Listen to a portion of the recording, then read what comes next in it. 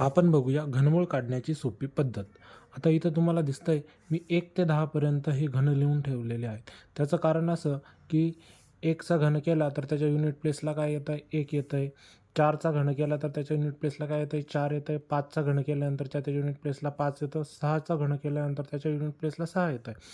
त्याच्यानंतर 9चा घन केल्यानंतर त्याच्या युनिट प्लेसला 9च येतोय आणि 10चा घन केल्यानंतर त्याच्या युनिट प्लेसला काय येतोय 0 येतोय. 2चा घन केल्यानंतर त्याच्या युनिट प्लेसला 8 येतो. 8चा घन केल्यानंतर त्याच्या युनिट प्लेसला 2 येतो.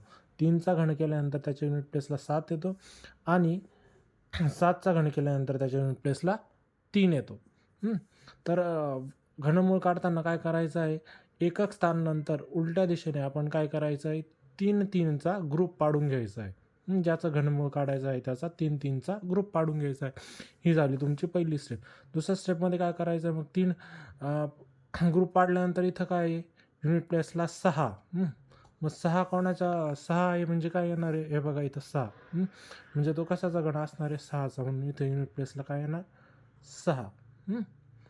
त्यानंतर आता हा किती आहे 97.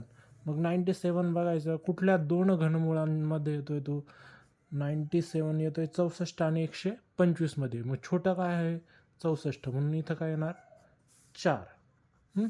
तसंच तर इथं बघू शकतो आपण 112 हे युनिट प्लेसला काय येणार इथं 2.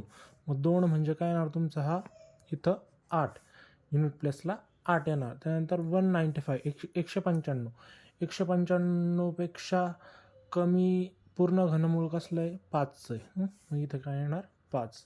आता पुढचं याचं उत्तर तुम्ही मला कमेंट सेक्शनमध्ये सांगा. धन्यवाद.